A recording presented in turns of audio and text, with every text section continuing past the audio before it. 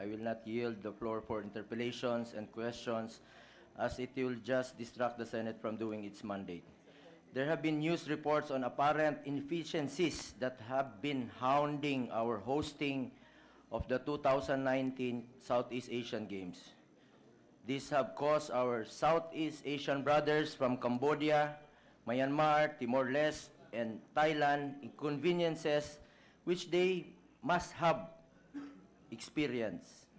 So close to the start of the games, some of the alleged problems consist of transportation, accommodation, and travel issues.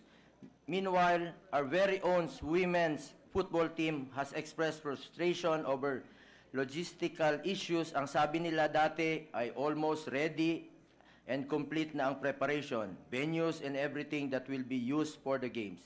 As of October 30, 2019, FISGOC stated that preparations are 90% complete. Bakit nangyari ang mga ganito? Hindi apology ang kailangan natin ngayon. Hindi ko madadaan sa apology. Hindi ito madadaan sa apology lamang. Ang kailangan gisingin lahat, huwag papatay-patay. 6 na araw na lang po at opening na ng Southeast Asian Games at may ilang laro na nagsimula na. May ilang bisita at manglalaro na ang nagsidatingan kaya dapat maayos na ito. Nung naghahanda pa tayo para sa Southeast Asian Games, may kanya-kanyang mandato ang gobyerno. Ang Office of the President, Senate, Congress, nagbigay lahat ng kakailanganing pondo at suporta para sa hosting, kaya walang rason para sabihin na hindi tayo handa. At kahit na may iba't ibang responsibilidad na nakatoka sa FISGOC, sa PSC at sa POC, hindi ibig sabihin nito na wala tayong pakialam sa isa't isa. Huwag tayo magkanya-kanya. The PSC along with the DBM Procurement Service is the main implementer of the funding and public procurement aspect of the games. On the other hand, FISGOC is primarily responsible for the planning and actual preparations, organization, management, and execution of the hosting of the 30th Southeast Asian Games, while the POC takes charge of running the technical aspects of all sporting events. To all the parties, tandaan ninyo, ang kapalpakan ng isa ay kapalpakan nating lahat. Let me remind everyone that you will be answerable to the President and most especially to the Filipino people. Kaya sobrang nakakalungkot po sa mga panahong ito, may ilan sa mga kababayan natin na pumapalakpak sa maling rason. Pumapalakpak dahil gusto nila tayong pumalpak. Ganitong pag-ugali ba ang gusto nating ipakita sa ating mga bisita at karatig bayan? Ganitong pag-ugali ba ang gusto nating ipamana sa ating mga kabataan?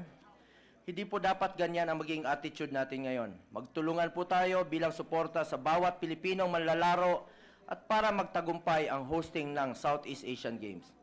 Mataas ang expectation ng buong mundo sa atin bilang host ng Southeast Asian Games.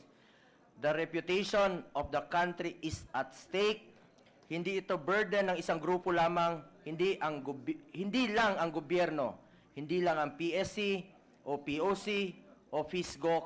Bilang Pilipino, lahat tayo host dito sa Southeast Asian Games.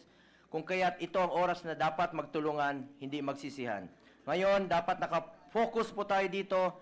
Target natin na manalo ang ating mga atleta, pero bigyan din natin ng importansya na maalagaan at maipamahagi sa ating mga bisita ang kagandahan ng ating bansa at ang warm hospitality nating mga Pilipino.